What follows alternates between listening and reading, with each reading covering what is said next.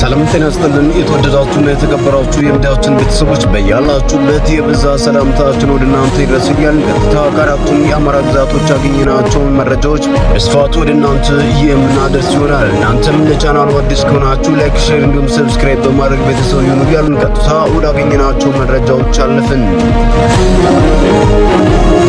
በቅድሚያም ወደ ወሎ ግንባር ስናቀና ካላኮርማ ክፍለ ጦር ጉባ ላፍቶና ራያ ቆቦ ወረዳ በሁለት ግንባር ከባድ ውጊያ በማካሄድ ድልም አስመዘገቡ። ካላኮርማ ክፍለ ጦር ሁለተኛና ሶስተኛ ሻለቃ ከጃፋቱ እንዳስኩል መስክና ደልቤ የመጣን በቅሎ ማነቂያ ይዞ ወደ ቃሊም ማጥቃት ያደረገን ጠላት በአግባቡ መክተው በመዋልና በርካታ ሰራዊቱን ሞትና ቁስለኛ በማድረግ ብሎም ምሽግ ያደረገውን በቅሎ ማነቂያ ከተማና ዙሪያውን በማስለቀቅ ወታደራዊ ገዥ መሬት መቆጣጠርም ተሰምቷል። በሌላኛው ግንባር ካላኮርማ ክፍለ ጦር አንደኛና አራተኛ ሻለቃ እንዲሁም የአምስተኛ ሻለቃ ቃኝ ቀትር አካባቢ ጀምሮ ራያ ቆቦ ሮቢት ከተማ ድረስ ዘልቀው በመግባት በርካታ የፋሽስቱን አገዛዝ ጥምር ሰራዊት ላይ ከባድ ጥቃት በማድረስ ሞትና ቁስለኛ በማድረግ ታላቅ ጀብድም መፈጸም ተሰምቷል። በዚህም የምስራቅ አማራ ኮር ሁለቱ ካላኮርማ ክፍለ ጦርና በሁለት ግንባሮች ከባድ ተጋድሎ በማድረግ ቃሊምና ወልዲያ ዙሪያ ከባድ ትንቅንቅና ተጋድሎ ካደረጉ ከምስራቅ አማራ ኮር አንድ አሃዶች ጋር የተናበበና የተቀናጀ ሚዛን ጠባቂ ግዳጅ በመፈጸም አመርቂ ድልም አስመዝግበዋል። የፋኖን ክንድ መቋቋም ያቃተው የፋሽስቱ ብልጽግና አገዛዝ ጥምር ሰራዊት ራያ ቆቦ ሮቢት ከተማ ያልታጠቁ ንጹሃን አማራዎችን በግፍም ረሽኗል። በተመሳሳይም በወልዲያ ዙሪያና በቃሊም በተደረገ ተጋድሎ ፋኖ ስኬታማ ጥቃቶችን በመወርወር ድልም ተቀዳጅቷል። የአውጃኖ ክፍለ ጦር ንጋት ጀምሮ ካሳምነው ክፍለ ጦር ጋር በመጣመር ወልዲያ ዙሪያና ቃሊም በመካናይዝድ በድሮን የታገዘ የጠላት ኃይል ጋር ተጋድሎ በማድረግ በጠላት ላይ የተለመደውን ግላቸውን በመፈጸም ታላቅ ድልም ተቀዳጅቷል። የአብይ አህመድ የዙፋን ጠባቂ ሰራዊት በድሮን በመድፍ በታንክና በሞርተር ታግዞ የከፈተውን መጠነ ሰፊ ጥቃትም አውጃኑ አንበሶች በላቀ ወታደራዊ ጥበብ መክተው በማክሸፍና ከባድ መልሶ ማጥቃት በማድረግ ጠላትን አይቀጡ ቅጣት ቀጥተው ታላቅ ድልም ተጎናጽፈዋል። ከጠዋቱ 2 ሰዓት የጀመረውና እስከ ምሽት 3 ሰዓት ድረስ ለ13 ሰዓት ያህል ያለማቋረጥ ሲካሄድ የዋለውና ጠላት በመቶዎች ሞትና ቁስለኛ እንዲሁም ምርኮኛ በሆነበት እጅግ ከባድ ፍልሚያ በአውጃኖ ክፍለ ጦር ሙሉ የበላይነትም ተጠናቋል። በታሪካዊው የአውደ ውጊያ ግንባር ጀግናው የአውጃኖ ክፍለ ጦር በአርበኛ ካሳ አበበና በምክትል አርበኛ ደሳለኝ መራጆ እየተመራ ከምስራቅ አማራ ኮር አንዱ መንትያው አሳምነው ክፍለ ጦር ጋር ጎን ለጎን ተሰልፎ በቃሊሚቶ በኩል ባደረገው ከባድ ማጥቃት በከፍተኛ ዘመናዊ ትጥቅ የታገዘ የጠላት ኃይል በከበባ ውስጥ አስገብቶ እንደ ቅጠልም አርግፎት ሙሏል። በዚህም ታሪካዊ ፊልሚያ የተገኙ ድሎችም የሰው ኃይል ኪሳራ በጠላት ወገን ላይ እጅግ ከፍተኛ ቁጥር ያለው ሙትና ቁስለኛም ተመዝግቧል። አውጃኖ ክፍለ ጦርና አሳምነው ክፍለ ጦር ጥምር በመቶቹ የሚቆጠር ጠላት ሙትና ቁስለኛ ብሎም ምርኮኛም ሆኗል። የተማረኩ ትጥቆችም 8 ክላሽ የተማረከ ሲሆን 1100 የሚደርስ የተለያዩ አይነት ተተኳሹም ተማርኳል። 20 የክላሽ ካዝና እንዲሁም 5 የሞርተር ቁምቡላም ተማርኳል።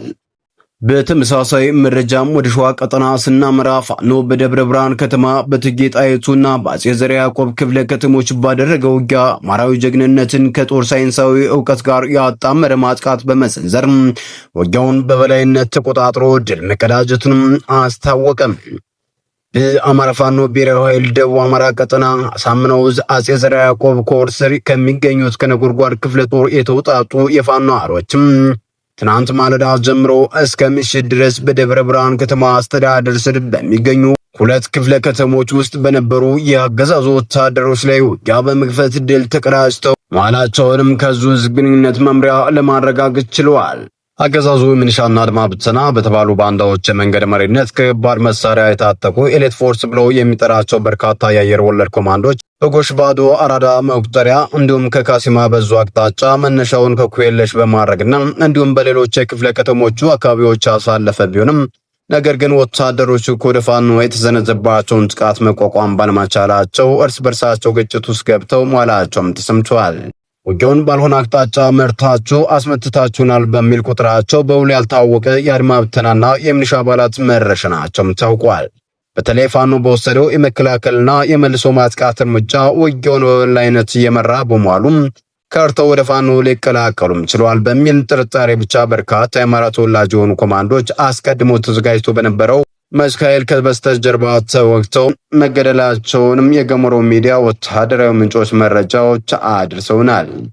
በተጨማሪም ጓዶቻቸው የተረሸኑባቸው የሚሊሻና አድማ ብተና ኃይሎች አገዛዙን እናገልግል ባልን እንዴት እንገደላለን የሚል ጥያቄም ሲያቀርቡም እናንተ ገልገል ፋኖ ናችሁ የሚል ምላሽ የተሰጡ ሲሆን በዚህ ምክንያት ከባድ ፍጥጫ ተፈጥሮ ማደሩ ነው የታወቀው። አገዛዙ የአማራ ተወላጅ የሆኑ ወታደሮችን ጨምሮ ገልገል ፋኖ ብሎ በሚጠራቸው በሚሊሻና በአድማ ብተና አባላት ላይ ከበስተጀርባ ጥቃት ፈጽሞ ከመግደል ጀምሮ በቀጥታ እስከ መረሸን የሚፈጸም ድርጊት አጠናክሮ በመቀጠል የውሻ ሞት እንዲሞቱ እያደረጋቸው እንደሚገኝም ገሞራ ሚዲያ አገዛዙን ከርተው የወጡ ወታደሮች ዋቢ በማድረግ በተደጋጋሚ መዘገቡም አይዘነጋም። በተመሳሳይ መረጃም ወደ ጎንደር ቀጠና ስናመራ ፋኖ በጎንደር ከጠዳ በቅርብ ርቀት ቅኝት ሲያደርጉ በነበሩ የአገዛዙ ወታደሮች ላይ የሽምቅ ጥቃት በመፈጸም ድልም ተቀዳጀም። በዚህም ፋኖ የጠላት ኃይልን መፈናፈኛ በማሳጣት ቀጠናውን እያጸዳ እንደሚገኝ ነው ሚዲያችን ለማረጋገጥ የቻለችው። በሰሜን አማራ ቀጠና ከጠዳ በቅርብ ርቀት ልዩ ቦታው አርሴማና አካባቢው ላይ ቅኝት ሲያደርጉ በነበሩ የጸረ አማራው ብልጽግና አገዛዝ ተላላኪ ወታደሮች ላይ በተፈጸመ ጥቃት በርካቶች ሙትና ቁስለኛ መደረጋቸውም ታውቋል። በአማራ ፋኖ ብሔራዊ ኃይል በላይ ዘለቀ ዕዝ ዳግማዊ ቴዎድሮስ ኮር ስር ከሚገኙት ከታሎ ብርሃን ክፍለ ጦር ጅብ አስራ ማርያም ብርጌድ ትንሳኤ ሻለቃ እንዲሁም ከጥቁር አንበሳ ክፍለ ጦር ራስ አምሮ እብነ ብርጌድ የተውጣጡ ጥቂት የፋኖ ኃይሎች ናቸው። አመሻሹን ቅኝት እያደረጉ በነበረበት የጠላት ኃይል ላይ ደፈጣ ጥቃቱን በመፈጸም ድልም የተቀዳጁት።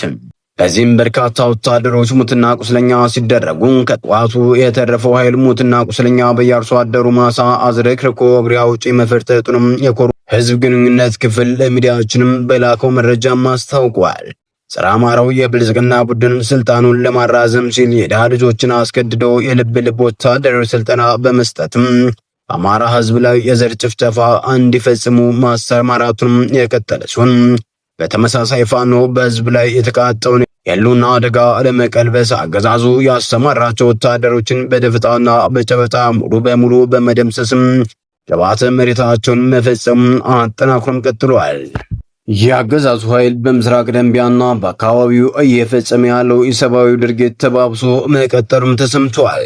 የአገዛዙ ወታደሮች ምስራቅ ደንቢያ ስር የሚገኙ አካባቢዎችን ጨምሮ በወገራ፣ በሊቦ ከምከም እንዲሁም በላይ ጋይንት ወረዳና በሌሎች የቀጠናው አካባቢዎች በንጹሃን ወገኖች ላይ ከጅምላ እስርና ግድያ ጀምሮ የሚፈጸሙት ከባድ የሆነ ኢሰብአዊ ድርጊት ተባብሶ መቀጠሉን የአካባቢው ነዋሪዎች ለሚዲያችንም ተናግረዋል።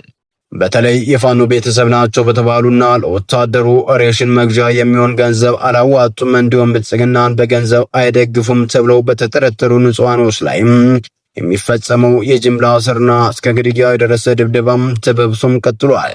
ወታደሮቹ ከሚፈጽሙት የጅምላ እስርና ድብደባ እንዲሁም ወከባ በተጨማሪ ማንነት ተኮር ጸያፍ ስድቦችን በምሳሌ በአካባቢው ነዋሪዎች ላይ የስነ ልቦና ጉዳት እያደረሱ ነው ሲሉም ስለ ሁኔታው ለገሞራ ሚዲያ የተናገሩት እማኞችም ገልጸዋል። በተጨማሪም ነዋሪዎቹ በየመኖሪያ ቤታቸው ምሽግ ተቆፍሮ መግቢያ መውጫ ማጣታቸውንም ተናግረዋል።